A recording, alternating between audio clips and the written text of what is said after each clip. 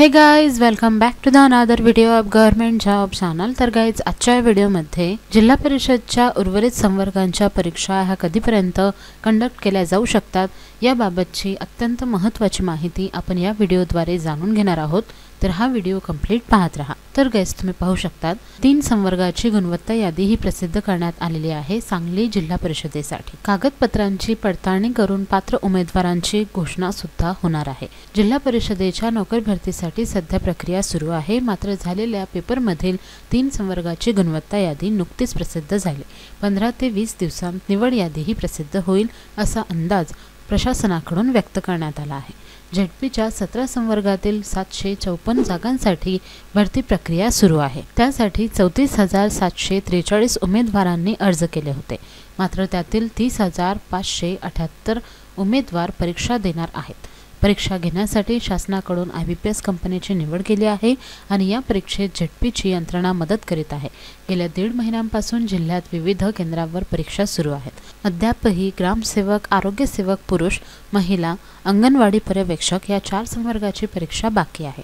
मात्र नुकतीच कंपनीकडून विस्तार अधिकारी कृषी, आरोग्य पर्यवेक्षक व विस्तार अधिकारी सांख्यिकी या 3 संवर्गाच्या परीक्षेची गुणवत्ता यादी ही कंपनीकडून प्रसिद्ध करण्यात आली आहे। उमेदवारांना यादी पाहण्यासाठी जिल्हा परिषदेच्या ऑनलाईन वेबसाईटवर प्रसिद्ध करण्यात आली आहे। तलाठी परीक्षेच्या तुलनेत झेडपीच्या परीक्षेची गुणवत्ता यादी लवकरच प्रसिद्ध झाली आहे, त्यामुळे उमेदवारांची धाकधूक वाढली आहे। तर गाइज, सर्वात महत्त्वाचं म्हणजे हे आपण सर्वांना माहितीच आहे की गुणवत्ता याद्या ह्या प्रसिद्ध होत आहेत जिल्हा परिषदेकडून, परंतु उर्वरित संवर्गाच्या परीक्षा ह्या कधीपर्यंत कंडक्ट होतील याकडे सर्व उमेदवारांचे लक्ष लागून आहे। तर सांगली जिल्हा परिषदेमध्ये एकूण 3 संवर्गाच्या गुणवत्ता याद्या प्रसिद्ध झालेल्या आहेत, परंतु इतर जिल्हा परिषदेमध्ये एकूण 5 संवर्गाच्या गुणवत्ता याद्या प्रसिद्ध झालेल्या आहेत आणि आता पुढील गुणवत्ता यादी सुद्धा लवकरच येणाऱ्या काही दिवसांमध्ये प्रसिद्ध होणार असल्याची शक्यता आहे। तर गाइज, इतर कोणत्याही जिल्हा परिषदेची ऑफिशियल वेबसाईट जर का आपण चेकआउट केली तर कुठल्याही पद्धतीने नवीन वेळापत्रकासंदर्भात अपडेट मिळत नाही आहे। फक्त ज्या परीक्षेच्या संवर्गाचा निकाल लागलेला आहे किंवा निवड याद्या प्रसिद्ध झालेल्या आहेत, फक्त त्याविषयीचीच माहिती आपल्याला यावर मिळत आहे, परंतु कधीपर्यंत निकाल लागेल याबाबत कुठलीही अपडेट समोर आलेली नाही।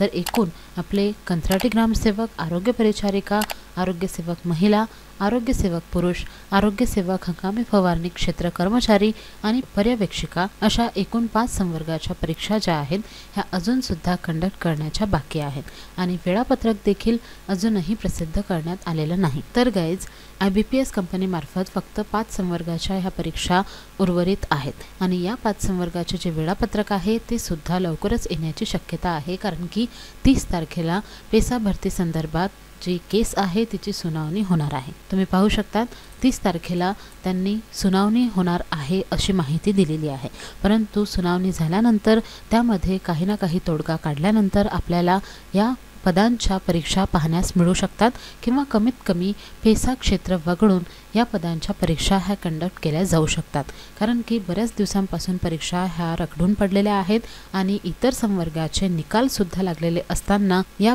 संवर्गाच्या परीक्षा सुद्धा न होणे ही एक चिंताजनक बाब आहे।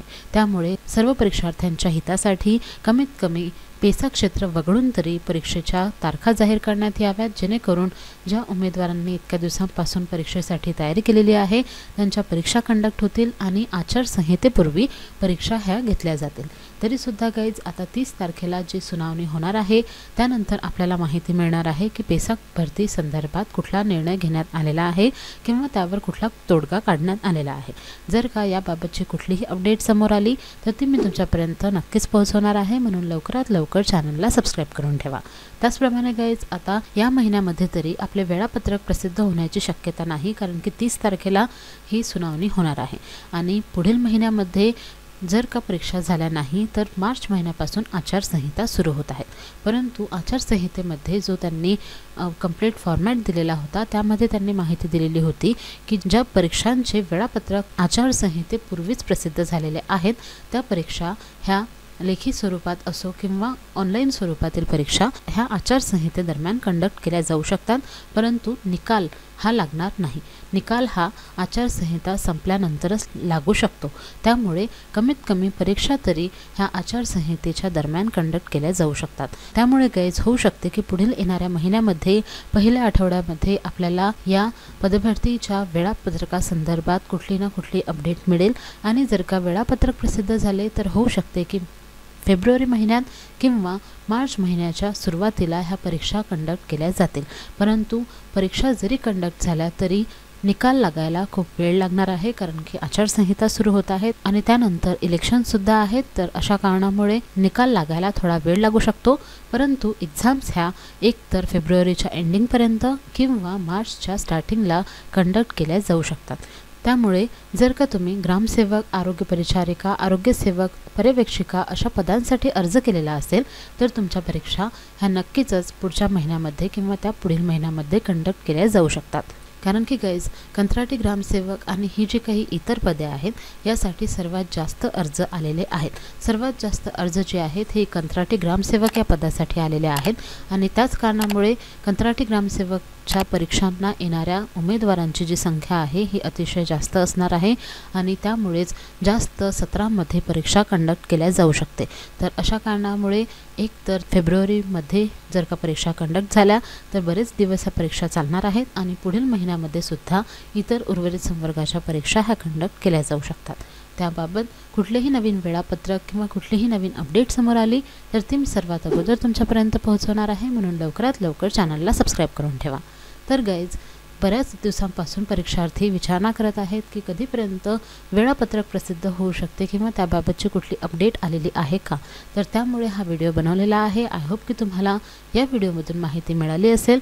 जर का तुम्हाला हा व्हिडिओ आवडला असेल तर व्हिडिओला नक्की लाईक करा, शेअर करा आणि जर का तुम्ही माझ्या चॅनलवर नवीन असाल तर लवकरात लवकर चॅनलला सबस्क्राईब करून ठेवा अशाच नवनवीन अपडेटसाठी. Thank you all. पूछा गया था x²/y/z। तो ऐसे सवालों को करने के लिए देखिए, एक तो बेसिक ट्रिक है, एक तो लाइक और शेयर ठोक दीजिए महाकाल का, दबा के लाइक और शेयर ठोक दीजिए। पूरा साल मेहनत करता हूं आपके लिए बेटा, ऐसा नहीं चलेगा, ऐसा नहीं।